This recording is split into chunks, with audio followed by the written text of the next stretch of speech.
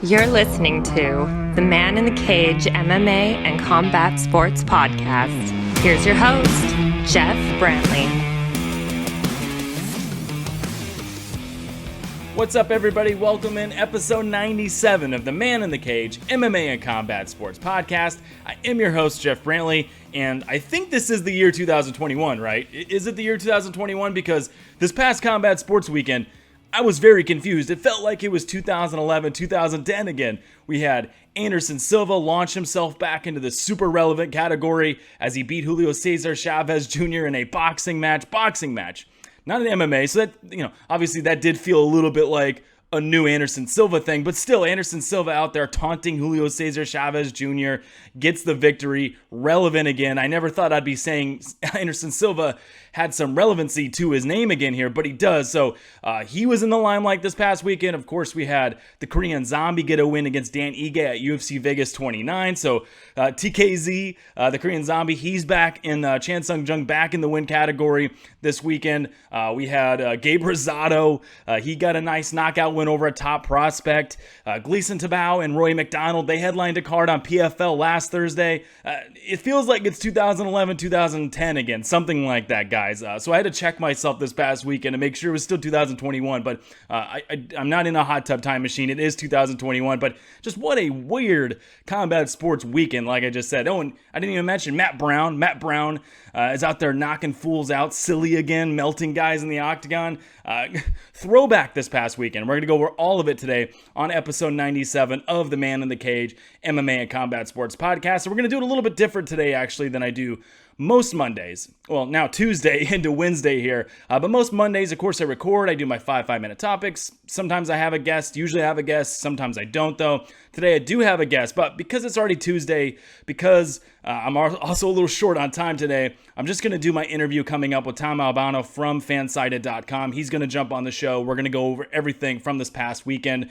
Maybe on the backside of that, I'll give a few thoughts if we don't go over anything, any of my thoughts coming off of, like I said, a kind of what's somewhat strange combat sports weekend. So maybe on the back end, I'll give some thoughts. But for today, it's just going to be Tom Albano and me going over some things. No 5-minute topics. That's going to be the entire recap show on the Man in the Cage podcast today. But it's still going to be a lot of fun. I love bringing Tom on. He's been on the show once. This will be his second time joining the show.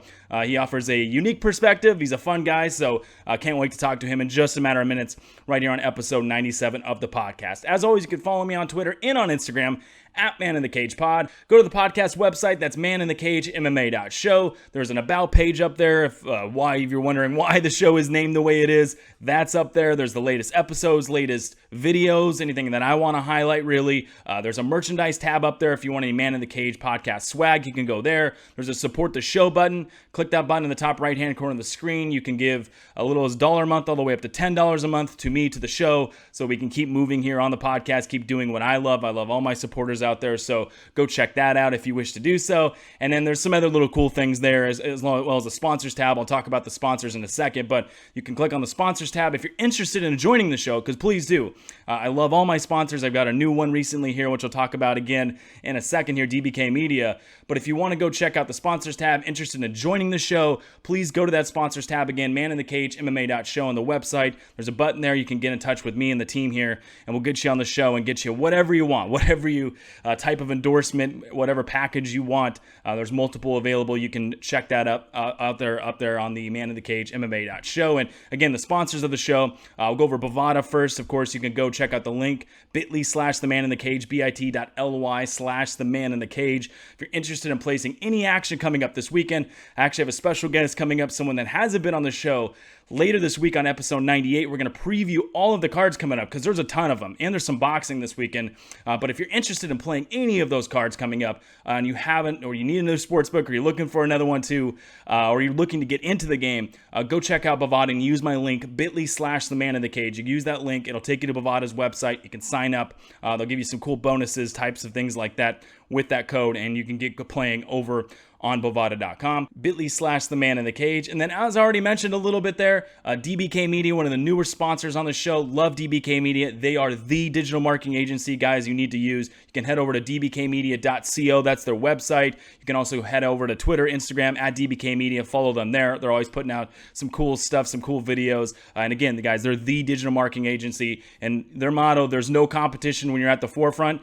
That couldn't be more true with DBK Media. So go check them out right now. Again, dbkmedia.co. Also on Twitter and on Instagram at DBK Media. And then if you're looking to become a new sponsor, once again, a shout out there. Head over to Man in the Cage MMA.show. We'll hook you up on the show here, get some live reads read off, all that stuff, maybe some sponsor segments, whatever you want, right here on the Man in the Cage MMA and Combat Sports Podcast. All right, that's all the details surrounding the show. Again, going to go over a lot of things today with Tom Albano coming up in just a few moments here. On the back end of this, I'm going to give a few thoughts, probably more on some of the boxing. We'll see how much boxing we get into with Tom today, as I do know he was watching some of that boxing this past weekend, but we'll see how much we get into, how much we don't, because I also have some questions about what's coming up later this week, some predictions I want to get from him with UFC Vegas 30, with Bellator 261. There's also a PFL card, Tank Davis, Gervonta Davis, he's back in action. So I want to get all those predictions from Tom on the podcast today, and on the back end, depending on what we don't go over, we'll see. I'll give some thoughts on some of the other things. You know, Naoya Inoue, he was in action this past weekend, looked phenomenal. So many things. So wait on the back end of that. If we don't go over something, I will go over it on episode 97 of the podcast. But for right now, again, bringing on my guy, Thomas J. Albano from fansided.com. You can follow him on Twitter at Thomas J. Albano. Tom Albano now joining me via Zoom right here on episode 97. Joining me now via Zoom is Tom Albano from fansided.com. Tom, of course, an MMA contributor over there. Although, Tom, as we saw this past week, and we'll just say you're a combat sports contributor, though, as you did pretty much everything this week, and you were covering pretty much everything. And that's why I wanted to bring you on today, talk about a lot of these things. So we'll get to all of that in 1 second, of course. You can follow Tom on Twitter at Thomas J. Albano. Tom, it was great having you on the first time, man. Again, like I said, I wanted to bring you on because of everything this past weekend. Go over everything from UFC Vegas 29 all the way to Anderson Silva stepping in a boxing ring. So first off, though, man, how's it going today? I'm doing very well. Thank you so much for the nice introduction, Jeff. I found it very curious when you were asking me back. I'm thinking, oh, is this desperation? Is this he suddenly needs me back? You know, but I thought all your guests had turned you down. I'm like, wait, he's going to me now? But yes. You know, I stepped out of the MMA bounds last week. I was covering everything that seemed like under the sun. I mean, even to the point where I was posting the results of the WWE matches last night or the night before, whatever it was. Yeah. No, you were a busy man this past weekend. I brought you on and I was talking about that. You were a busy man, but you did a lot of great work this weekend, Tom. And like I said, we'll get to everything, a lot of the things you covered.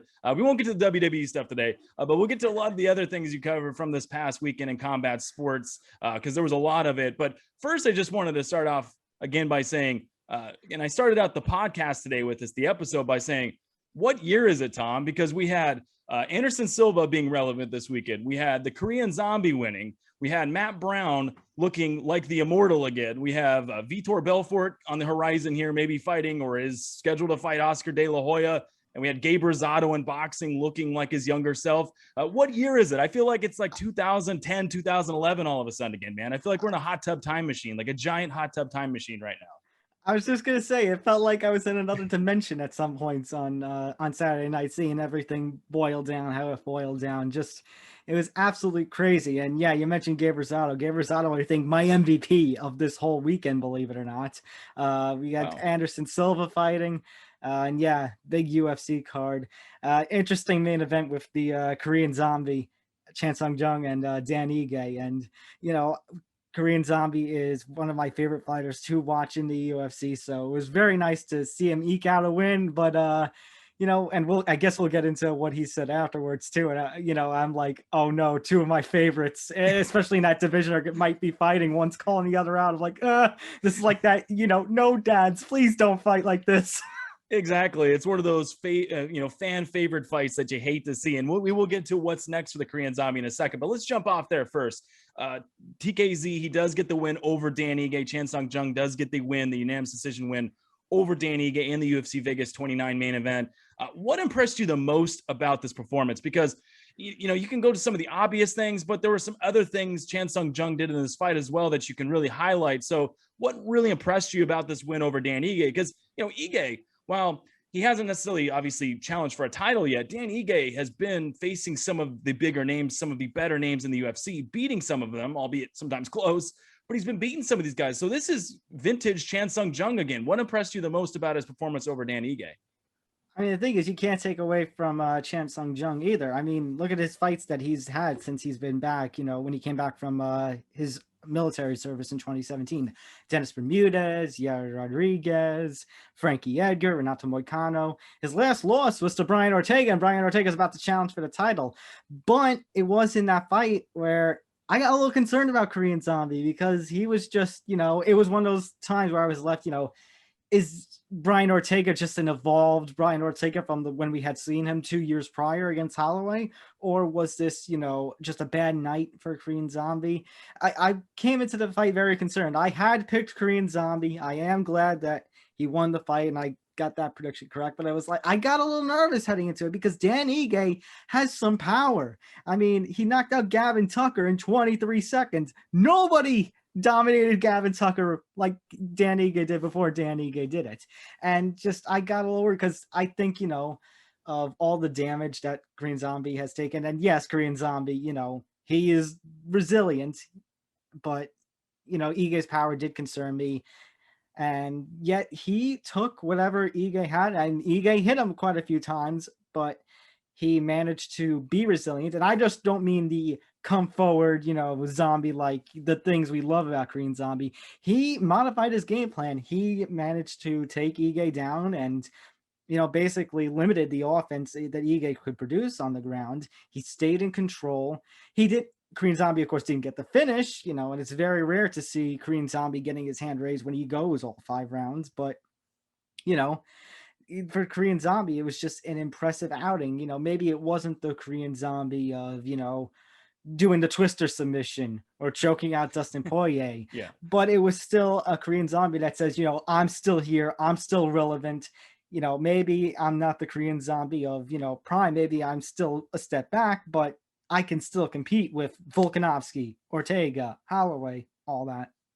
Yeah, I totally agree. And that's, the thing that's, what impressed me, I'll get to that in a second. You did see him, I don't want to say crack a bit late, but you did see once Dan Ige had some of that urgency that Chan Sung Jung was getting stung a little bit maybe. And Dan Ige is looking bulked up nowadays. You mentioned the power there, the Gavin Tucker knockout. Yeah, I mean, Dan Ige is looking bulked up. And when he had that urgency going, I was a little nervous for the Korean Zombie for a second, as, the 50K nickname for Dan Ige. There's a reason why he has that 50K nickname. He was going for that 50K there, trying to get back in the win column as he was down on the scorecard. So I did get a little worried about that late. And you do see that the older age of Chan Sung Jung a little bit late in that fight where, again, you did worry about him a little bit. But for the most part, though, Korean Zombie looked great, though. And that wrestling is what really impressed me. And I think we know about his wrestling. We've seen his jiu-jitsu, his submission game. But sometimes you forget, right? It's like the old Roy Jones Jr. song, Y'all Must Have Forgot. I think that's what Chan Sung Jung did a little bit this past weekend, that we all forgot a little bit about that, but he showed us again. And especially against a guy like Dan Ige, who Ige is very game on the ground. And if I had to say Dan Ige had strength again, he's got some power. He's worked on his striking so much over the years. It's also a strength for him at this point, but he's got some good ground chops. But Chan Sung Jung really worked him on the ground. And had it not been for some of those grappling chops from Dan Ige, I think he would have been submitted, honestly, because he was in some terrible spots for, I believe it was the 4th or the 3rd round. I mean, Chan Sung Jung, Korean Zombie, had his back for a good 3-4 minutes in that fight. I mean, a lot of guys don't survive that at a high level of mixed martial arts right here, especially when you have a guy like Chan Sung Jung, who now is a black belt. He got his black belt after the fight. You don't usually survive those very much. So that really impressed me from Chan Sung Jung. So he gets the victory now, Tom. But you mentioned some names there. Where does this put him now? Because after the fight, he's calling out Max Holloway. He said something to the extent of that, he didn't, disrespect Holloway too much, but he said he doesn't have power. I have power. Called out Holloway. The Yair Rodriguez loss, we've already mentioned that a little bit. That could be another opponent out there that maybe he faces Rodriguez, maybe the rematch here, right the ship a little bit.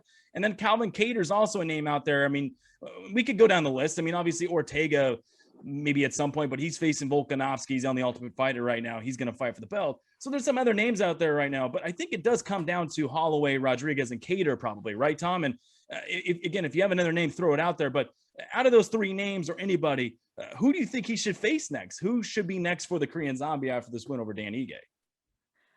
No, I think you pretty much nailed it on the head. Like, I know Korean Zombie after the fight was like, oh, I'm number 3 now, not number 4. I mean, it's a very interesting top, scene at featherweight. Volkanovski, obviously the champ.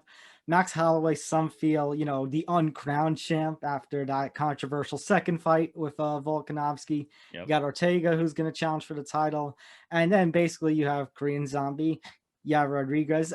Holloway and Rodriguez were supposed to fight, I think, next month, but Holloway had to pull out, I believe, due to some sort of injury. And the UFC is desperate, well, not desperate, but they really, really want to keep that fight on the card or reschedule it at some point. They don't want to really move that matchup. Although, I was kind of alluding to before, that call out by Korean Zombie and Holloway. It's like, on one hand, yes, I love that fight.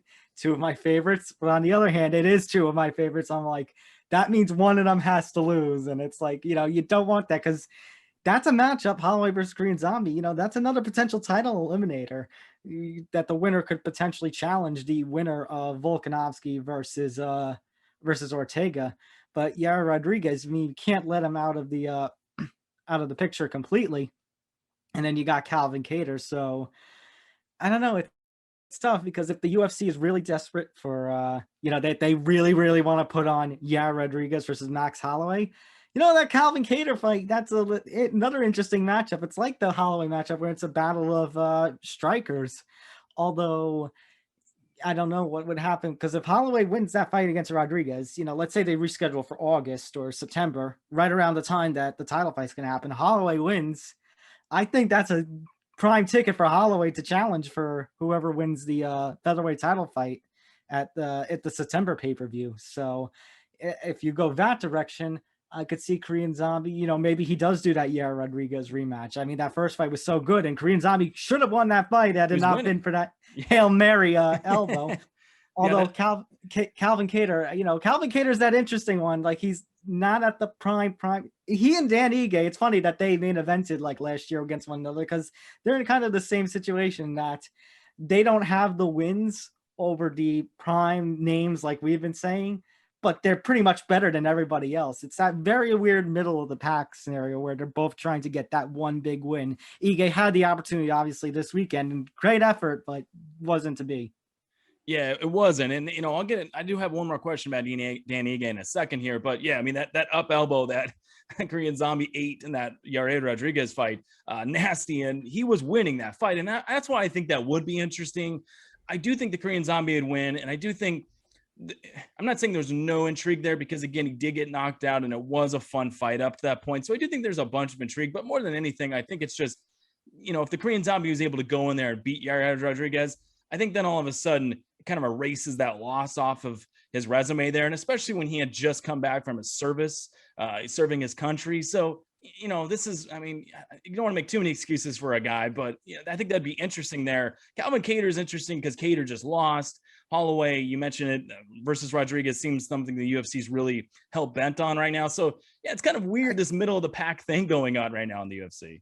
I think the thing about Rodriguez is, like, he has all the potential. I mean, he's ranked number 3, and it's a very big debate over, who, well, as of right now, where we're recording, he's ranked number 3. But the thing is with Rodriguez is he could be one of these prime guys, and he probably is. But the thing is, he hasn't fought too often. He's too inactive, yeah. Yeah, he's too inactive. I mean, I don't think we've seen him.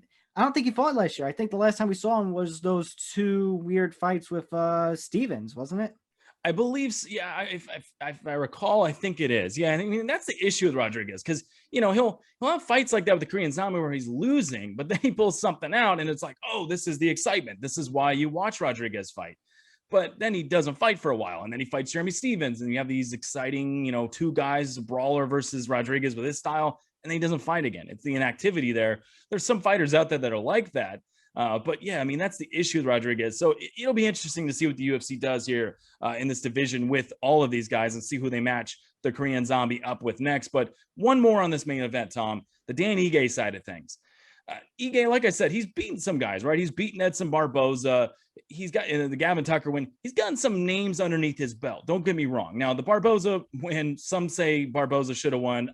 I was in the camp of, I'm not saying it was a pure robbery, but I do think that he should have lost the fight. It was very close, yeah. But still, okay, he got the W, whatever. But you look at the last two main events that Dan Ige has been in, the Calvin Kattar main event, and then this one against the Korean Zombie. And he looked, not that he gave up in the fight and he kept coming forward, and Dan Ige has a fighting spirit to him, but he looked a little outmatched in both of these main events. Does it worry you a little bit that Dan Ige is going to just settle in to be one of those middle of the pack guys, or do you think he can get over that hump? Because sometimes it does take a few, sometimes it does take a couple of years, a few main event fights, and all of a sudden to get into that groove of these 5-rounders. But 2 5-rounders under his belt in the UFC hasn't looked good, particularly in either of them. Does that worry you a little bit about Dan Ige? Little worry. Like if you were to tell me, if you gave me Calvin Kattar, Dan Ige, and let's say Rodriguez or Korean Zombie, you gave you the 3 and you said, okay, we have to pick one to be the most concerned about. It's going to be Ige, because Kattar, again, Kattar is kind of in that same class as Ige, but Kattar did, it was a fun fight, Kattar versus Ige, but Kattar pretty much, like you said, outclassed him. And Ige is in a weird spot in that he still needs a win, but it feels like the UFC could set him up to potentially, get somebody else over. So like, I'm looking at the featherweight rankings right now, and 2 names do pop up, like between the top 5 and Ige, who's ranked at number 8 here. There's 2 names in between, and those names interesting. It's Josh Emmett and Arnold Allen.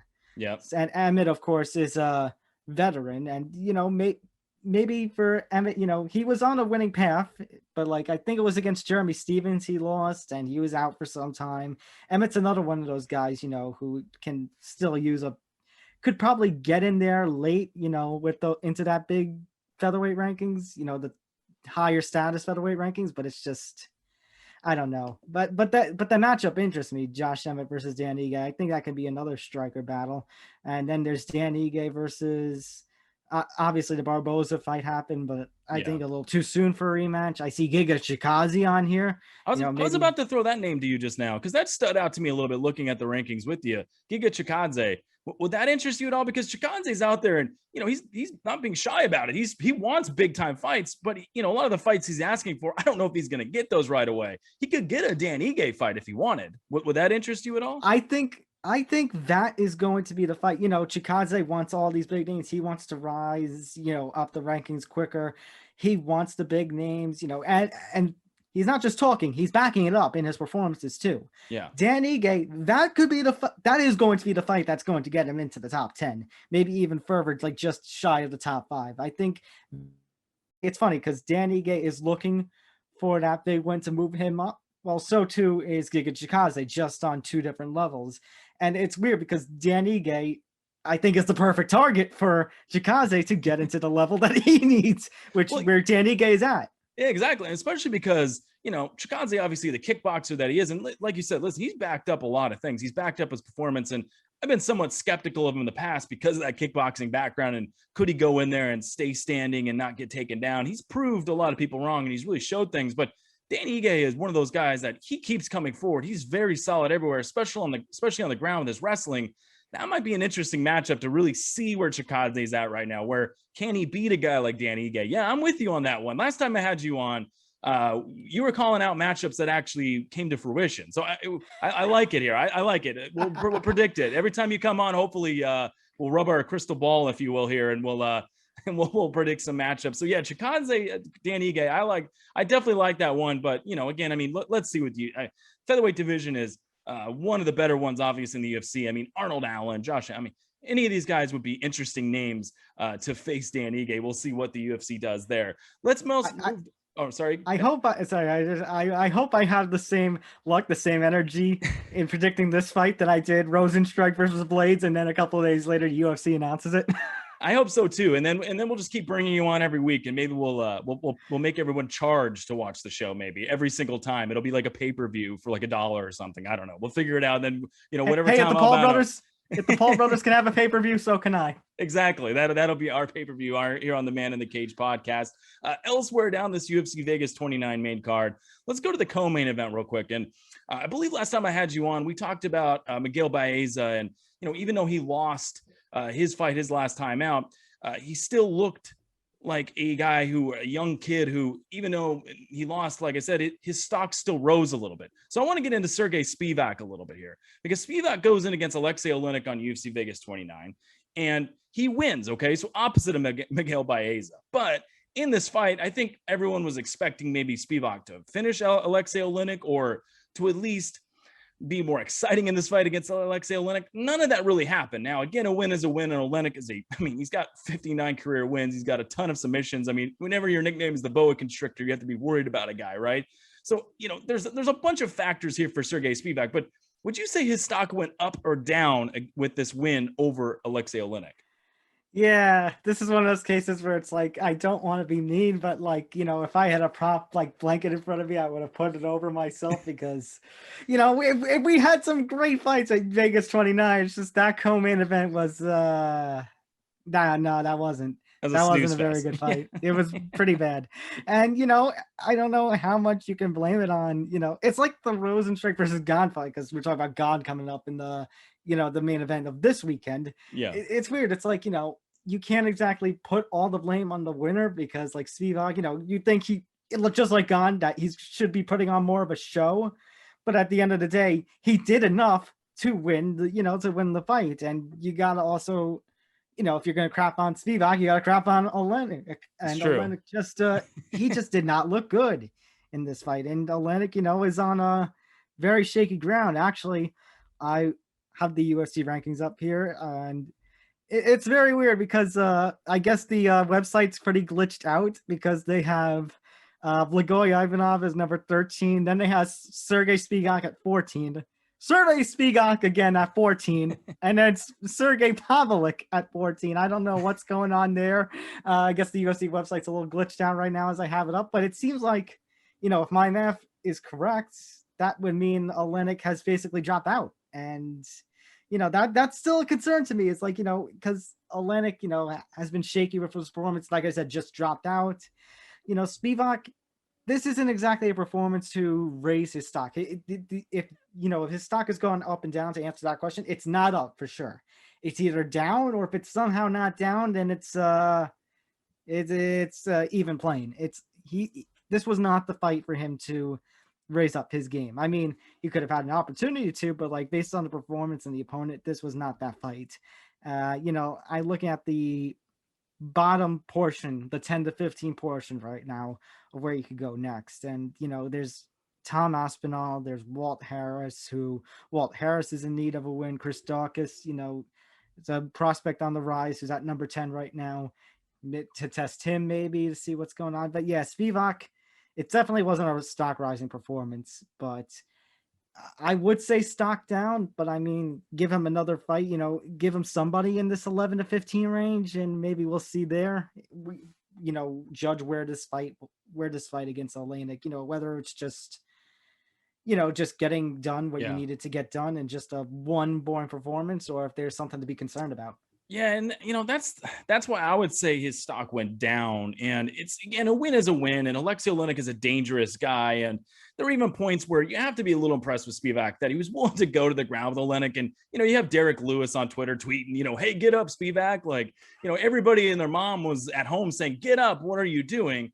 To his credit, though, a little Clarissa Shields, if you will, from what was it, PFL4 or whatever. Yep. Everybody and their mom saying, get up. But, he stayed on the ground with Oleinik, and he didn't get submitted, and he stayed in some decent positions, and he was able to win the fight doing that. By the way, somewhat of a close fight. I mean, I believe it was a 29-28. So yeah, across the board. Yeah, so this was a pretty good win for Spivak. I'm not going to hold it against him too much, but I do think his stock went down a little bit, and more so because I do think about his past. I think that's where I go back to where, he made his UFC debut, and he gets knocked out by Walt Harris. All right, Walt Harris is athletic, though. It's your UFC debut, first round jitters, whatever. Then he goes and he beats Tai Tuivasa. Okay, pretty good win. I don't think too much of Tai Tuivasa, but, a guy who's pretty tough, whatever. Marcin Tybura, though, he goes and he loses to him. So he's had some speed bumps early in his career. And then here against Olenek's been getting beat by and finished by most everybody. All of a sudden, he struggles to put him away, and he looked a little tired at the end. And I know it's a grueling fight. They're big men, they're heavyweights, but still, I do think the stock for Spivak definitely went down a little bit. But again, you can't hold it against him too much because he did get the win here. And I think it's just going to be that next performance here. We've seen some of that, throughout combat sports. We saw some of that this weekend. Coming off of a okay dull performance, what can Spivak do his next time out? I think that's what's going to come down to with his career. We'll go through a few more here, Tom, on this UFC Vegas 29 card, and then I'm going to get to some other things, including Anderson Silva in a second here. But quick thoughts on Marlon Chito Vera, his win over Davy Grant. I thought that was a very mature Marlon Vera we saw in there. I thought in the past we would have seen Vera maybe crumble and lose that 29-28. Instead, he loses the first round and he comes back. He's able to use his wrestling, able to use his grappling, able to use a lot of his Muay Thai, a lot of those elbows to cut up Davy Grant. So I was pretty impressed by Marlon Chito Vera that he looked like a more mature version of himself. It shows he's growing a little bit. Is that how you saw things going between Vera and Davy Grant, and what stood out to you in that fight? For sure.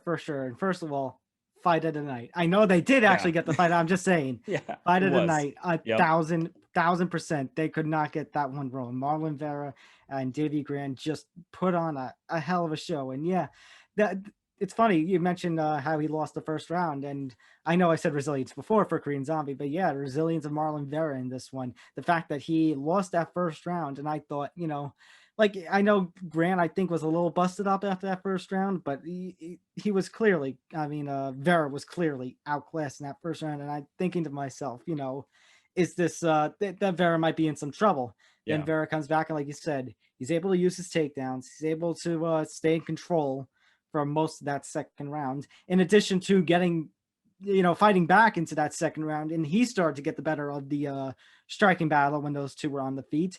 And then in the third round, I think it was the third round, that was the possible 10-8. And, I was considering it in my mind, doing my mental scorecard, because that was pretty dominant. He busted Grant open. Grant's face looked a little bit messy by the end of that fight. And this was a little bit more of a, I think I like the word that you said, a mature Marlon Vera, because obviously he got the win over the Sugar Show, Sean O'Malley, which was huge because, Vera has quite a bit of experience, at least a lot more than Sean O'Malley, and everyone was writing him off. So I understood the attitude a little bit, but then he ended up getting paired with Jose Aldo, and Aldo just, his experience took over. And basically, I think Chito took something from that Aldo fight, that loss, and was able to learn a lesson, basically. And he changed up his game plan, and I think he got himself a lot more ready, because Chito Vera, you didn't really see a lot of, the talking. You didn't see a lot of the stuff that you saw from the Sean O'Malley fight or the hype for the Jose Aldo fight. Like, I know they had a promo package for him before his fight against Davey. But, that was the only time you really saw something of a hype train of sorts. So it was kind of nice because Chito, he didn't have that pressure on him. He ended up having a phenomenal fight, and he ended up having a phenomenal win here to rise up his stock. He did. And it was the more mature Marlon Vera. He's able to go get the win after losing the first round. In the past, that would have been a 29-28 or 30-27 for Davy Grant that he would have, I don't want to say go away, because, Marlon Vera is one of those guys, you can't really finish him, but you can put it on him and you can out-decision him. You can, like Davy Grant did in their first fight, although, Marlon Vera was like something like 8-0 at the time. It was way back in the day, something like that, or, 5 fights in, whatever it was for Marlon Vera.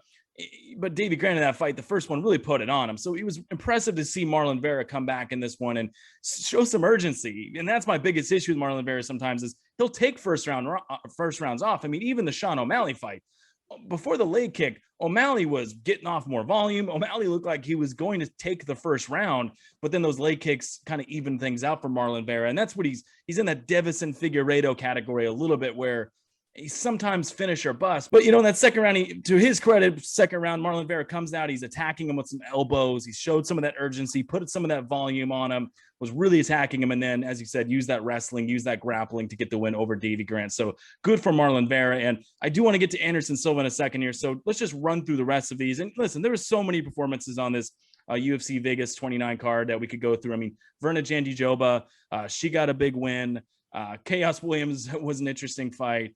Josh Parisian against Roku Martinez, he's able to squeak out a victory. Casey O'Neill, big upset, a big test early against Laura Procopio. So there's a lot of spots there. And if you want to get into any of those real quick, you can as well. But, just the main card here, we had Singwoo Choi get a big knockout over Juliana Rosa. We had Bruno Silva get a massive knockout over Wellington Turman. That is a bad man, Bruno Silva. And then Matt Brown turns back the clock and face plants Diego Lima for a second round knockout. Just quick thoughts on any of those three main card fights. And then if you want to touch on Casey O'Neill or any of those other things, you can real quick.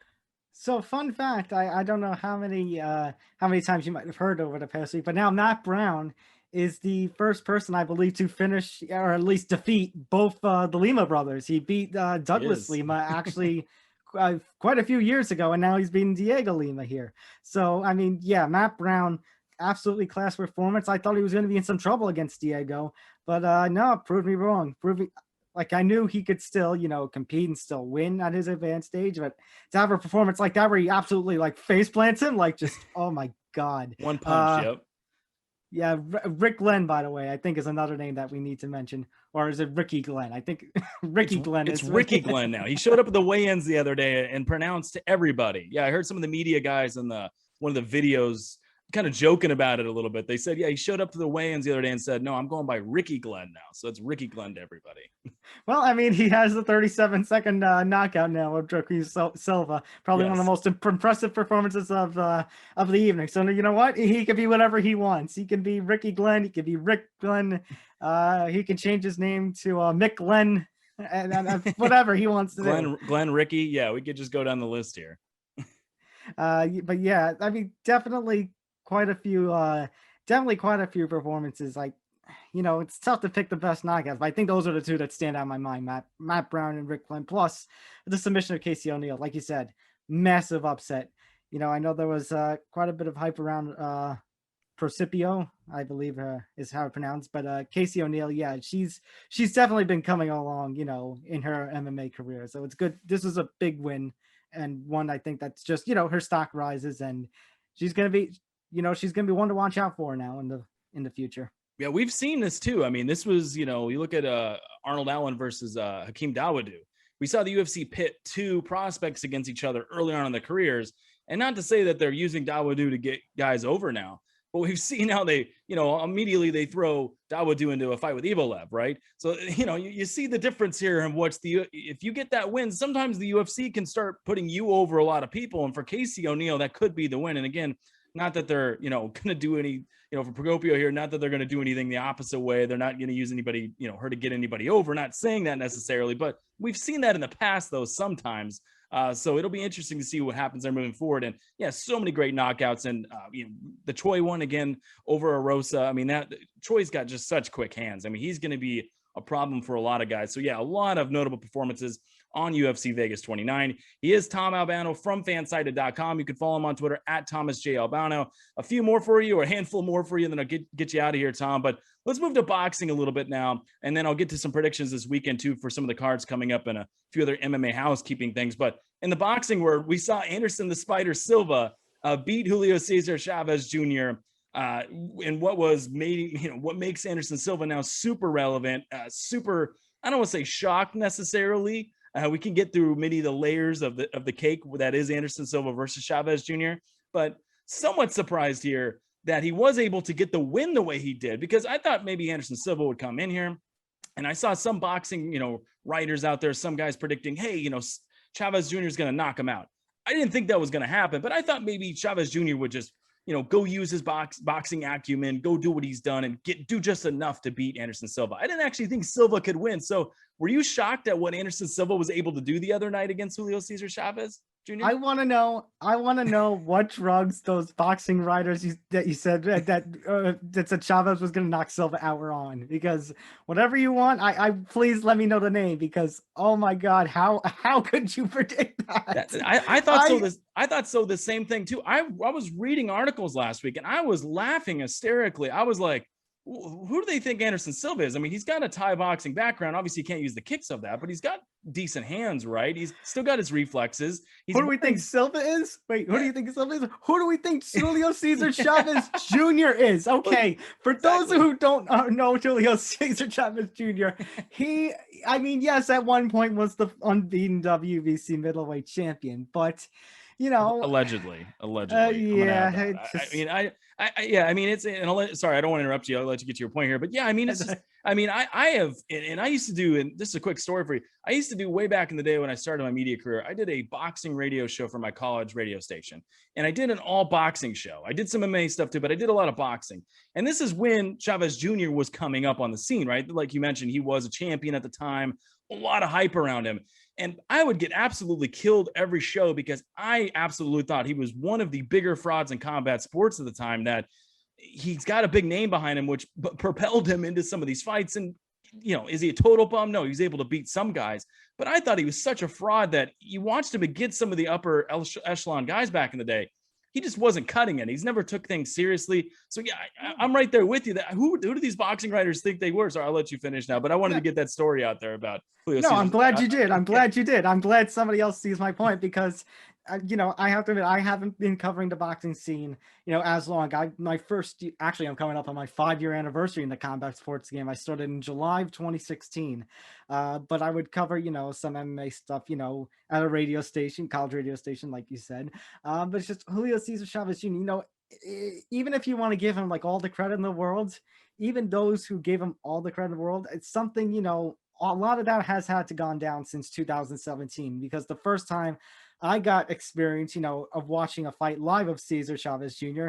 was the Canelo Alvarez fight. And Canelo he wiped the floor with him. Yep. There was just absolutely nothing that Chavez Jr. could offer that Canelo, couldn't handle. And then what's funny is that I think that was the night they first announced the first Canelo Triple G fight. So at the end of the day, Chavez Jr. wasn't even part of the story anymore. He was an afterthought.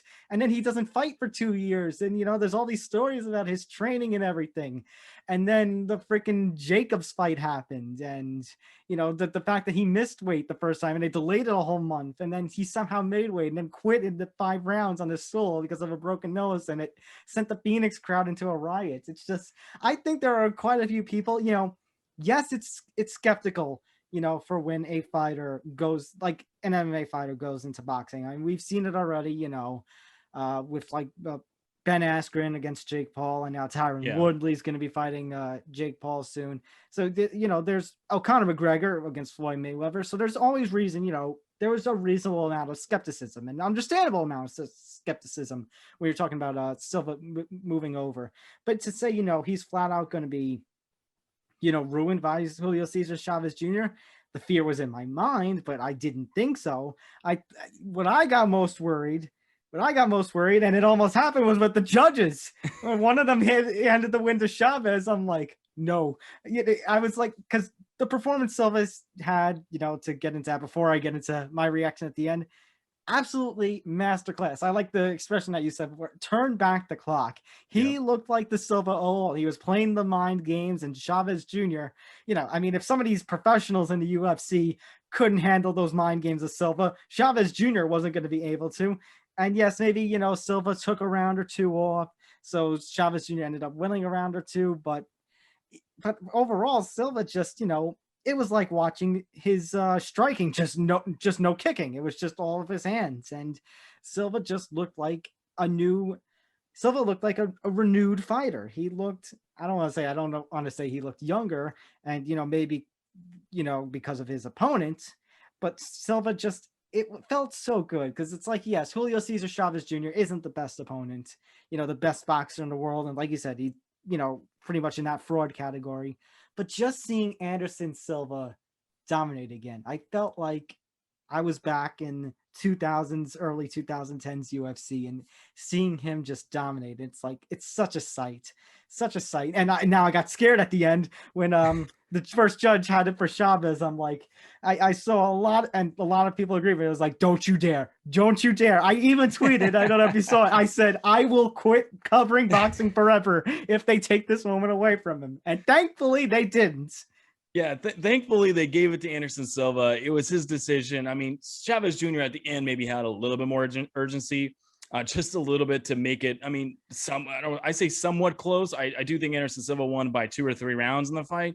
But yeah, I mean, when you were hearing those judges' scorecards, I was getting flashbacks to. I'm a big soccer fan, and sometimes I'll watch some of the soccer they have down in Mexico. And there's certain games where there's things that happen that, just like in boxing or in combat sports, the same thing here, where you start getting a little worried, right? You start worrying there's something else at play, or there's some trickery going on behind the scenes. Some shenanigans. Yeah, some shenanigans, a better word, behind the scenes with everything. So it was good that Anderson Silva was able to get that decision win over Julio Cesar Chavez Jr. And, that leads to me a couple more questions on this, and then we'll get to some of the predictions this weekend. That leads me next to number one, Chavez Jr.'s got to just stop boxing, right? I mean, that number one, I mean, he's got to stop boxing now, okay? Because, I mean, I know he's got to make money, all that stuff, but, Anderson Silva, you know what? He wasn't beat by Jake Paul. He wasn't beat by a YouTuber. Anderson Silva is a legit martial artist. He's a legit combat sports fighter, but the guy's still older now. The guy's still at his end of his MMA career looked done, and now he looks more alive than ever. So do you think Cesar Chavez Jr. should just never box again? And then also with Anderson Silva, what do you want to see next for him? Because, and I think there's multiple layers again to this that, who do you want to see him face next? And then I think he's paved the way for a lot of older fighters that this might be something they can get into. Well, first of all, to answer your first question, he should have quit a long time ago. Yes. I mean, on one hand, yes, Silva is one of, the best martial arts of all time. On the other hand, he still went into your sport and he just whooped the crap out of you. Yeah. And pretty bad. You said you gave him 2 or 3. I actually only gave him 1 round on my scorecard. I think I only gave him the 3rd. Yeah. But basically, he should have stopped fighting after the Canelo fight. And then, it's just the sad sight of Chavez Sr., when that Jacobs fight was happening, he was walking to the back, he had quit on his stool and the fans are throwing everything. And just Chavez Sr. with the face palm that's become a gif out of all this weekend now. Just, it felt like his dad was ashamed of him. And it's kind of bad when, you had the name Julio Cesar Chavez, and the man who made that name famous, your father, is just face palming, and it's just like, I think he even said in a quote this weekend, like, if none of my sons, are taking this seriously and preparing seriously, I would rather not have them fight at all. So it's way overdue for Chavez Jr. to not step foot in the ring again. And you talk about Anderson Silva, going over and maybe paving the way. Well, it's funny because I feel like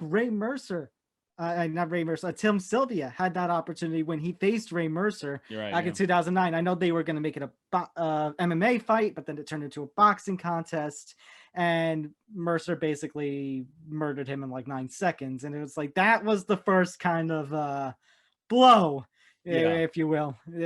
But Anderson Silva, I guess it goes with with this crazy day and age in combat sports. Tyron Woodley and Askren are going to fight the Paul brothers. Mayweather having the exhibition with Logan. I think it just goes hand in hand with this crazy time we're in. So what's next for Anderson Silva?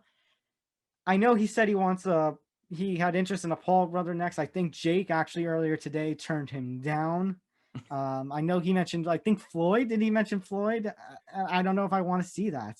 No, I don't either. And, part of me here, this is such a weird catch-22 because he looked so good in that fight. You want to see him move forward. And, there's some of this, and I don't really understand it. I kind of hate the boxing versus MMA mentality fans will have, but it's still there. And it does get annoying sometimes that we don't see, a lot of MMA guys have that successful turnover, that successful run in boxing. So would I like to see him go beat Jake Paul and maybe go face Floyd Mayweather and look okay and all these things? Yeah, I would. But the other part of me is like, just walk. Like, again, I hate to say it, but just walk away, man. Like, it's a storybook ending. This is your John. We'll go into an NFL term. You can go Peyton Manning, any NFL, any sport, right? But this is like your John Elway, like 1998 Super Bowl run moment where like you look great, you just won, you went over to another sport, you made him look foolish, you clowned him. Just put the gloves away, just hang them up and just walk away. And, go do some grappling tournaments, go coach some guys. Like I would like to maybe see him do that. I don't know. We'll see. I don't think he's going to. I think he's going to go fight again. And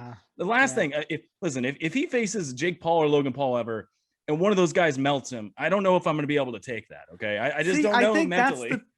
I think that's the thing that worries me about Silva doing this stuff. And I think, you're talking about the boxing versus MMA mentality. I think that's more the bigger concern this time. It's like, it's not any boxer. Like you said, it's not a Floyd Mayweather. It's not a Manny Pacquiao. It's YouTubers like Logan and Jake Paul Exactly. who are getting into this sport. And mainly Jake Paul, because he's actually the successful one. I know Logan ended up fighting Floyd, but Jake Paul is the one who actually has the wins under his belt and everything. And it's just, I like you said, I don't think I would be able to handle Silva getting in that ring and basically getting flattened by Jake Paul. I think my heart would break too much. I think so. Me too. That's just one of those moments.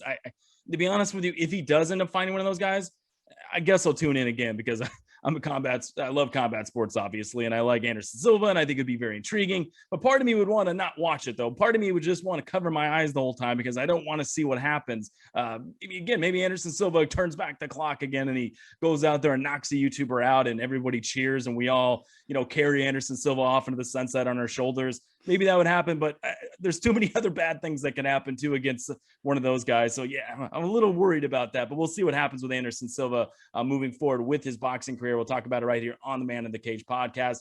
A few more for you, Tom, here, and then I'll get you out of here. Predictions this weekend, and we've been talking so long here that I had some other questions I want to go over with you, but we're running a bit long here, so I wanted to go into the predictions for this weekend. UFC Vegas. Can I just throw one thing out there? Yeah. Okay, let me just throw one thing out there.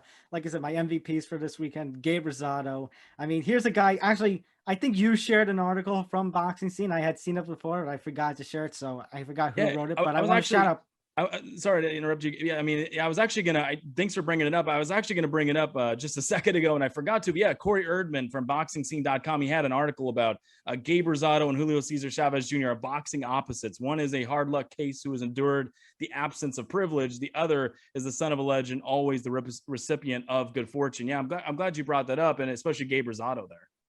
Yeah, definitely, because I think Corey there pictured it perfectly. Like, you've seen my rants now on Chavez Jr. I just think, absolute fraud at this sport. And Gabe Rosado, I mean, the guy is 35. And actually, like the article state, he never started training until he was like 18. And his original trainer basically, when he went to train, walked out on him. And just Rosado, he's had a couple of, opportunities. I think last year he fought Daniel Jacobs, actually lost a close split decision. And, it just was, the theme of everything. Like, nothing went his way. And he got rocked by Beck early in that fight. In that first round, he got dropped with the body shots, and Beck was looking like he was going to pour it on and just finished off. And then round 3, he just lands one counter right. It's just, you got to feel really good for Gabe Rosado, 35 years old. He finally gets the big win, and now he might be fighting, he might have the opportunity to fight Jaime Munguia before the year ends. And then my other MVP, by the way, Inoue, just absolute destruction. He's probably one of the best, arguably the best bantamweight right now in the sport of boxing. I guess we'll just get into it then, since you just brought it up. We'll go over. That's fine here. Inoue. I was going to ask you about that because Naoya Inoue was one of my MVPs from this weekend. I mean, he's always going to be that way, and it's an easy one. I mean, I think he's by far the number 2 pound for pound fighter in the world. I don't think you could put him ahead of Canelo because Canelo is just so damn good, but so is Inoue. And Inoue, I think, is right behind him. And that was going to be my question. Just how great is Inoue? Because even in this fight against Das Marinas, Das Marinas in this fight is heavily outgunned. He's heavily outmatched in this one. And Inoue went in there and was a hot knife through butter. And you don't see that sometimes. Sometimes you'll see, boxing and MMA, you'll see guys that should go out there and destroy the other guy, and they maybe fool around with him a little too much. Maybe they're a little too patient. Inoue was just so destructive at going to the body, going upstairs, using his defense. That's what makes him so great, in my opinion. He has a little bit of that Canelo thing where he goes to the body, he gets his offense off, but he's also so great defensively that he frustrates you, that you can't really hit him while he's moving forward on you. So, I mean, how great do you think is Inoue? Because, and there's so many instances you can go over in this fight, but God, just how great is he? It's just such a treat right now to watch him. I was just gonna rattle off like I have his record on here. Let's see. Jamie McDonnell went right through him like butter. Juan Carlos Payano, former champ, I believe, went right through him first round. Manuel Rodriguez went right through him. Jason Maloney last year went right through him. The only one who, he didn't go right through and went the distance with was Donaire, which was an absolutely praiseworthy fight. I'd be very interested in seeing that rematch. I think they've been teasing that this whole weekend, possible rematch between those two. And just, but like anybody who was like top of the division when I was first getting into covering combat sports around 16, 17, like McDonald Payeno, Donaire has, not Donaire, Inoue has just gone, right through him. Yep. I kind of want to see, I don't know if it's next or not, but they've been teasing that Donaire rematch, and I think I want to see that. Well, I want to see it down the line for sure. And Donaire, actually, they just announced this weekend he's already got a fight lined up. But I'm seeing that, and Guillermo Rigondeaux, actually, he's out there. I think Rigondeaux versus Inoue would be an interesting matchup. And then Inoue, I think, will get through Rigondeaux. And then I think so we'll see if what happens. That's the tricky part, what happens in Donaire's next fight. But if they do, yeah, absolutely you have to. And you go back and watch that first one, and Donaire had Inoue hurt a little bit early, but Inoue fights through it. He at one point hurts Donaire himself, and it looks like Donaire might not continue in that fight after a nasty body shot. So, yeah, I would love to see Inoue versus Donaire again. That would be a fabulous fight, and I'm just such a big fan of Inoue. And last point on Inoue, and then we'll get to the predictions here. What impressed me the most about this fight was just how cerebral he is every single time out. That, you can go through any sport again, guys that just get it, guys that are on a different level. When he hurt Das Marinas with that last body shot, if you go back and watch it, obviously he placed it perfectly. He's setting up his punches. He's got an overly matched opponent in there, whatever. You can make excuses there, but he goes out there though. He's placing his punches perfectly, but he hits Das Marinas with a shot, and he pauses. And instead of continuing with his combinations, he just pauses for a second and lets him fall. Now, he probably heard the air come out of him. He probably heard a groan, but you'd see other guys who aren't as cerebral, right?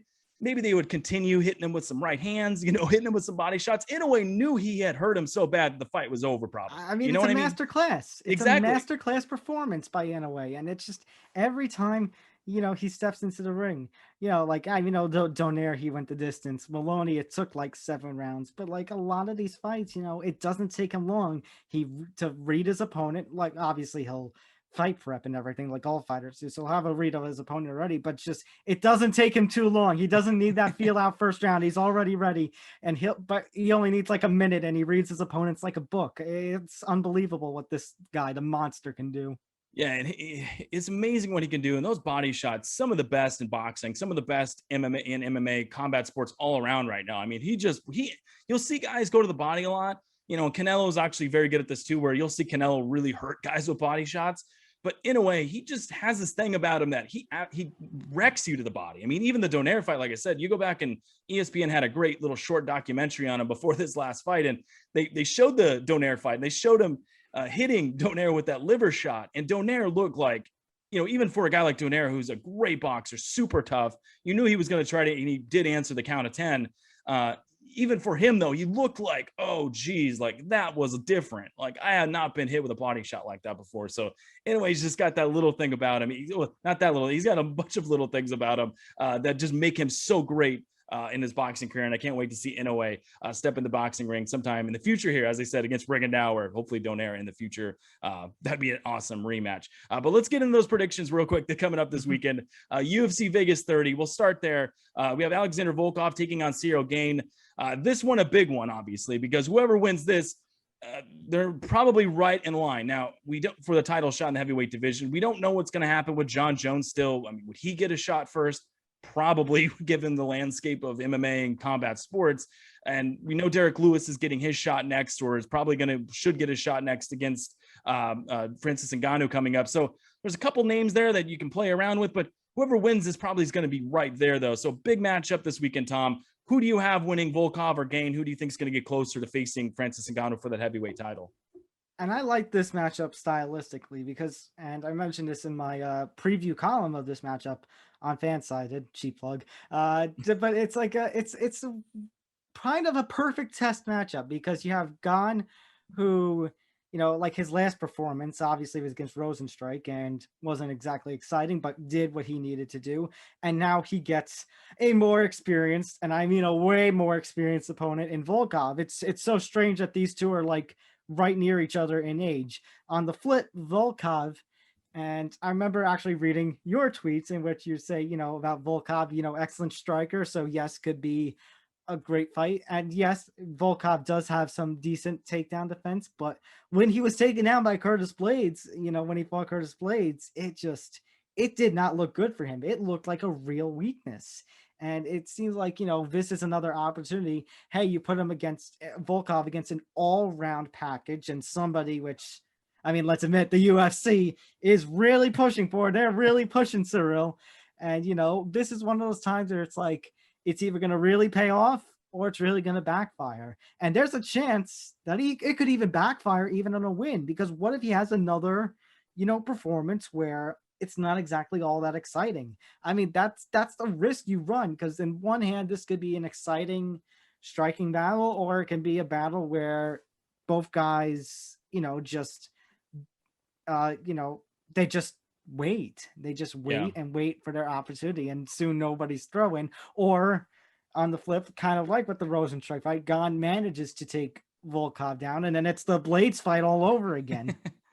Exactly. Yeah, this is an interesting stylistic matchup for me. And Cyril Gane is just one of those guys where he's so good that he's going to win a lot of fights, and he might get a title shot at some point, and maybe even someday could be a champion because of how technical his game is and how well-rounded his game is.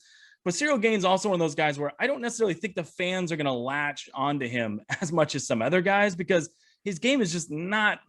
He's had exciting moments, and he does still. And he could in this fight against Volkov, the hard-nosed fighter that he can be at times. He can walk forward, be in your face, and throw strikes. Maybe an exciting moment happens, but he's just not one of those guys. Some things have to come together in order for it to be an exciting Cyril Gane fight. So I do worry about that a little bit with Cyril Gane. But yeah, this is an interesting stylistic matchup that, and I put out the tweet earlier, mentioned there, that, Volkov's, his striking over the years, he's always had some power, obviously. I mean, everybody in the heavyweight division has some power to a certain extent, but he's got above average power. He's always had that dangerous side of his game, but he seems like he's tweaked a few things, even more so here and there, that his striking's even more dangerous. And then he can get taken down, but he's really hard to keep down, though. That even when he has been taken down and you keep him on the mat, you really have to work hard to keep him on the mat. So this is one of those fights where, is Cyril Gane going to go out there and try to strike with him more? Is he going to go try to use some wrestling early on, late in the fight? I think it's going to be an interesting chess match between these two guys coming up on UFC Vegas 30. So sorry, who are you picking there? Are you picking Cyril Gane to get the win or Volkov? I am picking Gane, but I do admit I'm not that strong in the prediction. I think I'm a lot less strong in it than, I was, say, like last week, because again, this is a little bit concerned for me, because it's like, is the UFC pushing him too quickly? It's just another one of those scenarios again, because Volkov, they're close in age. They're both heavyweights, looking for that next big step. It's like 3 versus 5 in the rankings, but Volkov just has a ton more experience, and it's like, I don't know, is Volkov going to be the one to manage to clip him and it's just a brutal finish? Or, like we said, and we've talked about, just on this podcast alone, is this going to be one of these cases where it's a boring fight and then maybe Gane's stock actually goes down even in a win? This is one of those iffy fights, where I felt like last week I had a better judgment of this fight, but it's like this week it's like, I'm a lot less confident in what I thought was going to happen. Yeah, me too. And the more you look at it, I do think Volkov's being a little disrespected in this matchup. I see no doubt that as much as I'm picking Gane, yeah, Volkov is absolutely being underrated by most of quite a few media outlets I've been seeing. Well, and even by Vegas right now, by betting standards, he's a good plus 150, plus 145 underdog right now. Now, is he a plus 200 underdog? No. But he's still an underdog in this fight right now. So it's interesting there. And again, like, I mean, this is an official prediction. I'm going to give mine later this week, but I'm not saying Cyril Gane, I might even pick Cyril Gane here, but it's just, I mean, I'm kind of baffled by that a little bit, that he is being, underrated here in this fight and looked over a little bit. It's kind of perplexing to me, actually.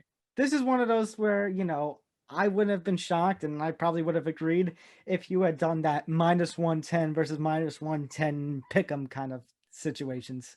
Yeah, I mean, even this last weekend, Chan Sung Jung was technically the underdog, but he was like a plus 105 underdog. Dan Ige was like a minus 125 favorite at one point. Now, maybe that got wider at some point, but that was closer to where I would see that I would line this fight. Maybe Cyril Gaines should be the favorite, but then again, he doesn't have as much experience. So yeah, it'll be interesting coming up this weekend on UFC Vegas 30. I'll get a couple more predictions from you. Never did I think that I'd be asking you about Tim Johnson in a title fight that means something nowadays. But Tim Johnson, he's facing Valentin Moldavsky coming up on Bellator 261 on Friday for the heavyweight world title. Do you have Moldavsky winning this one, or do you have Tim Johnson getting the biggest win of his career, honestly? This is one of those been going back and forth between, because it's like Tim Johnson, at one point he was in the UFC, lost that opportunity, and he started his Bellator career off very weak. It was like 0-2, and he needed, I think his wins were was Mitrione one of his wins, I believe? It was, yeah, Mitrione was. And then, and this is where where you stand with a promotion too. Bellator matchmakers, they put Tim Johnson against Tyrell Fortune. And Fortune is supposed to be, and they still are trying to push him, obviously. Fortune's supposed to be this next heavyweight coming through Bellator. And Tim Johnson goes out there and knocks him out. Knocks him out. He looks great. And then he started this run and now he gets a title shot. It's amazing. It's very weird because it's like, this run seems to come out of nowhere. We've seen fighters, who have made runs out of nowhere and runs towards championships. Although, I don't know. I mean, this is going to be one of those things. He comes out of Extreme Couture. He has the wrestling, but Sambo, like the Sambo of Moldavsky, that's a whole other style. And I'm a little worried that wrestling is not going to be, and that knockout power that Johnson has is not going to be enough. Moldavsky might manage to ride him out here. I agree with you there. And, this is one of those fights where Tim Johnson, and again, I'll get my prediction later this week, but Tim Johnson's got to, he's got to show his, grown man strength, old man strength, if you will, in this fight, where he's a slightly bigger fighter in this matchup. According to Bellator stats, he's 6'3" compared to Moldavsky's 6'1". They have him at, of course, Tim Johnson at 265 pounds. Moldavsky, I'm guessing this is probably the last time he weighed in. He was 233. Now, maybe he weighs in a little bit differently for this one. We don't know until later this week because we're recording on a Tuesday right now. But, he's slightly the bigger man as Tim Johnson. He's got the wrestling background. He's got the experience. Yeah, he's got the age a little bit here. So, yeah, this is one of those fights where he's going to have to dirty it up a little bit, use some of that old man strength, maybe use some of that size against Moldavsky. Otherwise, yeah, Moldavsky, 10-1. He's checked all the boxes so far. He's just got to beat Tim Johnson here to get the Bellator heavyweight world title. So, yeah, it'll be interesting coming up on Bellator 261. And, Liz Carmouche. Sorry? I was going to say, and thank God. I know there's a lot of, looks when it comes to interim championships, especially with the UFC's history with them. But it was time with all the Grand Prix that they were doing. It was time to introduce interim titles for Bellator. So thank God we're actually going to have an interim champion here. Weird to say.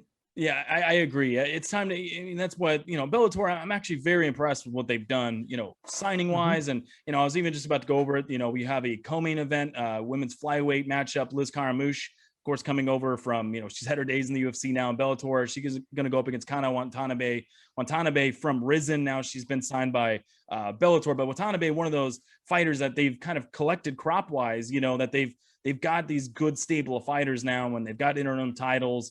Some people hate the rankings from Bellator, but they've got the rankings now, which I think it does help. Some disagree with me, but I do think it helps sometimes with some of the new fans coming in. So yeah, Bellator's got some good things going on. And I'm actually excited about this Bellator 261 card coming up on Friday with all of these fights going on. Should be very good there. Just one more real quick for you. And, there's so many other cards coming up this weekend. There's Cage Warriors coming up. There's a lot we could go into, but to the boxing world. In a pay-per-view card that I want to get your prediction on. And in the main event, you got Mario Barrios taking on Gervonta Davis. Tank Davis back in action for Barrios' WBA junior welterweight title. So Tank Davis going up a weight class here. Does the power stick, do you think, in this fight against Barrios? Does he win? What's your prediction for that one? Showtime pay-per-view coming up on Saturday. Yeah, this one concerns me a little because this is not just one weight class he's going up. This is two. Yes. Now I know he and he and Santa Cruz did a little thing where it was like two different division titles. Like they seemed to meet in the middle. It was kind of those. It's like one of those kinds of things in like that you can only dream of in the UFC. Where the flyweight champ and the bantamweight champ meet at like 130. They go right in the middle and put both titles on the line. Like WWE style, title for title. But you know, Tank, I think the power might decrease a little, but I think it's still going to be there. I mean, he's called Tank for a reason. He is probably one of the more powerful, fighters in those middle to low weight classes. But Tank, I think he's got this one in the bag. I think I'm thinking Gervonta is going to pull it off.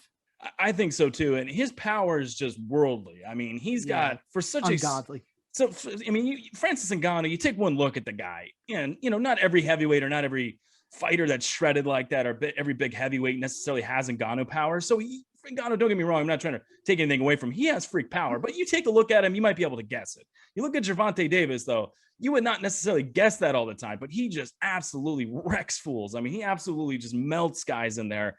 And that's why this fight's intriguing to me, because of the size difference, because he's going up 2 weight classes. Does the power carry? If the power doesn't carry, what does that do for his game? Because in my opinion, can Gervonta Davis box a little bit? Absolutely. I mean, he cuts good angles. He does some things in there. He sets up his power very well. But if the power is not there, I do wonder if, how does he start? Does he have it completely what it takes? I know he's technically had one win by decision, but does he have it fully what it takes to win fights by decision? I want to see that fully from Tank Davis, or maybe not. Maybe we won't see that fully if he just keeps knocking everybody out. But I think that's the intrigue going into this matchup coming up on Saturday. So a ton of good fights, Tom. I can't wait to see your commentary, what you got going over on fansided.com. By the way, just give a shout out to that. I mean, what do you have coming out this weekend? What are you working on? What are you going to be covering coming up this upcoming weekend in the combat sports world? Okay, so obviously Bellator, I'll be keeping an eye tabs on. We got PFL also. The PFL regular season is going to be ending this week. The 2021 playoffs are going to be set, so got my eye on that. PFL has just been absolutely exciting. There's always something special about the PFL. I kind of think Gleason Tebow somehow winning over Rory McDonald last week got my gears going a little bit. But, me too. Yeah. But at the end of the day, PFL just, there's upsets, there's highlight reel finishes. It's just, there's something really special. And there's something in the water about this PFL season. Maybe it's the influx of new talent that they've got, compared to the 2019 season. But I like it. I know people think, sometimes, it's too gimmicky, like all the little features that they have, too many things on the screen. I don't know. It's an alternate product to what we normally see in the MMA world. So looking forward to that. Looking forward to doing a little bit of coverage with UFC card. And then it's going to feel weird next week when, it's basically kind of a little more of a relaxed week. Next week's going to be the calm before the storm. Yep, it is. It's going to be the calm before the storm, in which we get UFC 264 we're already on coming up. McGregor versus Poirier 3, which we will see. If I'm always curious nowadays, Tom, like what McGregor is going to what Conor McGregor is going to show up during fight week. Is it going to be the humble, hey, everything's okay and I respect my opponent, Conor McGregor, or is it going to be back to the hey, let's chuck water bottles at each other in the Nate Diaz press conferences, Conor McGregor? I think it's going to be something like that. I think it's going to be something like that because, all the charity stuff from like a few months back, and it kind of rubbed me the wrong way, but I think Conor's going to want the bigger motivation now that, it's all even and he doesn't want to lose this series, this trilogy fight, with Poirier. I was actually a little surprised, to find out that verdict, actually, this is the first time McGregor's going to be the underdog. Like, it has me thinking that meant that he was the favorite against Khabib. I'm like, again, I want to know what drugs these people in charge of this kind of stuff and these media outlets are taking, because I don't know how anyone had McGregor as the favorite against Khabib. I don't understand how. Well, you know what it is, and I actually have a theory. It's the same thing with Cyril Gane and Volkov this weekend. It's not a secret theory. A lot of people know this, but I honestly think that even the Khabib McGregor fight, I think a lot of the odds makers out there had an insight that Khabib was going to absolutely ragdoll him, and they wanted the money coming in on McGregor, who's obviously the fan favorite. So they thought, all right, if we put him as the favorite here, we're not going to lose that much money if he does knock out Khabib. You know what I mean? So I do think you do see some of that sometimes. For instance, here, I do think there's some, line pushing a little bit where these books don't want to lose too much money, right? I mean, there's the old saying, Vegas wasn't built off of losing. So some of the, I do think you see some of that in some of these betting lines sometimes. And I could even see that a little bit this weekend with Volkov and Cyril Gane. We'll see if that's the case in that UFC Vegas 30 matchup. He is Tom Albano from fansided.com. Tom, of course, again, MMA contributor over there, but as I started the show was saying, he was a combat sports contributor this whole last weekend, did some great work over on fansided.com. Go check him out on Twitter, follow him at Thomas J. Albano. Check out all of his work weekly on fansided.com. As usual, Tom, it was a pleasure having you on, man. I can't wait to have you on. This was your second time. I can't wait to have you on a third time here and talk about some of the combat sports we have coming up down the road, my friend. Sounds good. Thank you so much for having me on, Jeff. Can't wait to see what this weekend has in store. That was Tom Albano from fansided.com. Thanks again for Tom for jumping on with me. That was a lot of fun going through everything that happened from, we'll say like a little bit of a turn the clock back combat sports weekend with Anderson Silva doing what he did, Matt Brown, his knockout, Gabe Rosado. What a moment that was. I mean, that was just such a great moment, that right hand he was able to land in that fight. Maybe knockout, upset of the year, dare I say. That was an awesome moment from Rosado in that fight. So a lot of fun there as well, again, going over all of that with Tom Albano. So that's going to do it for episode 97 of the podcast today. There was a few things I did not get into that let me just give some quick thoughts on real quick. We got deep.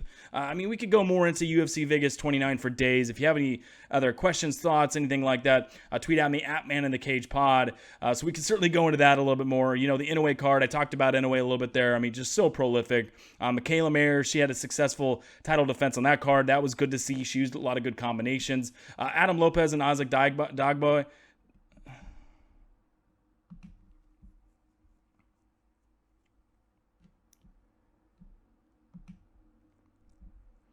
Adam Lopez and Isaac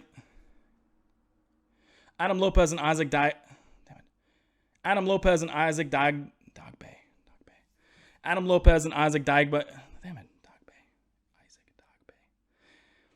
She was able to successfully defend her title there. You had Adam Lopez versus Isaac Dagbe.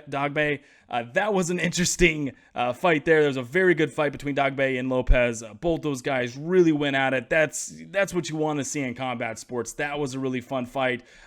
Didn't even get a chance really to get into PFL 5. I went over it a little bit the other day, but Roy McDonald, the controversial loss he had against Gleison Tibau, that was an interesting one there, and something's got to be done with judging. I was going to ask Tom today about the judging in combat sports, specifically mixed martial arts, obviously, which has had a big issue lately. But maybe I'll ask him next time about that, as it's always going to be an issue. But I mean, that was such a major issue. I talked a little bit about that the other day on a pop-up episode of the podcast.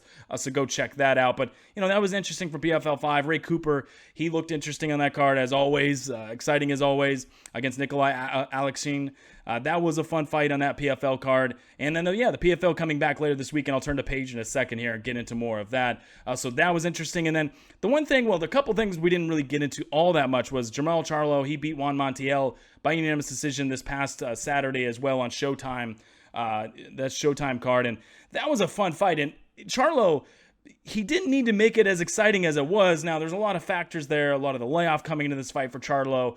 I think if he's more active, I think he's more crisp. I think maybe he puts Montiel away. I think he looks a little better, honestly, in the future against a guy like Montiel if he's more active. But, you got to give credit to Montiel. He showed a tough chin. He came forward. He stayed in the fight and made it harder for Charlo than he needed it to be. And a lot of that, again, was, and I call this there's other guys, this is just a recent example of it, but it's the Devin Haney thing again, where you saw Charlo going for a lot of big shots, trying to go for the big knockout, trying to go for the highlight flash type of knockout instead of just outboxing him. And I want to yell from the roof when some of these guys do this. Just stop. I mean, I understand you want to be exciting. I understand you want that knockout. I understand you want to be, headlining pay-per-view cards to get those big-time dollars. But at the same point, though, for Charlo, guys like Charlo, even Devin Haney in that fight, just outbox the guy. You're going to find the knockout. Maybe you will. But against Montiel, again, he's a tough guy. Maybe you will never find that knockout. So just outbox the guy. You don't need to make it that much more interesting like he did. But that was a good fight, Charlo and Montiel. And then Jaime Munguia, he was able to beat Kamil Szeremeta by a 6-round TKO on that Munguia-Szeremeta card, the same one as Rosado. Rosado kind of stole the show, obviously. But Munguia, though, one of my favorite fighters right now going in boxing. And that's maybe, somewhat controversial. Some out there will say, well, he hasn't looked necessarily great at times. And that's why I wanted to highlight this, is that he did come off of a so-so performance, and then he put on a show here. He went out there, he made him some improvements. Szeremeta didn't have anything coming back at him. You clear that he didn't have much power. He didn't have much to offer Munguia. So you wanted to see that knockout, and he found it, right? He found it. He went to the body, went upstairs to the head, put everything together. Szeremeta eventually quit on the stool.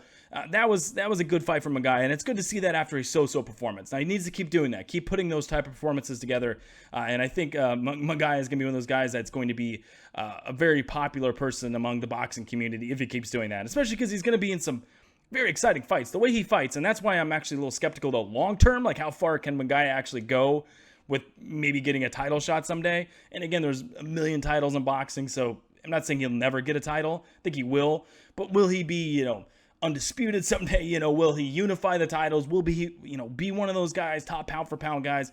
I don't know, just because of how he fights. He fights right in front of you. He still has some defensive inefficiencies. We'll see moving forward what Munguia does with a lot of that. And then last little point on this card, great for Marlon Esparza. She finally gets a title on that same card, Munguia, Szeremeta. She's able to get a win, get the belt. It's great to see Esparza do that after all the years in the Olympics, her great amateur career. She turns pro now. She trips up in her first title fight. She ends up having an accidental headbutt, nasty cut on her head in the first fight.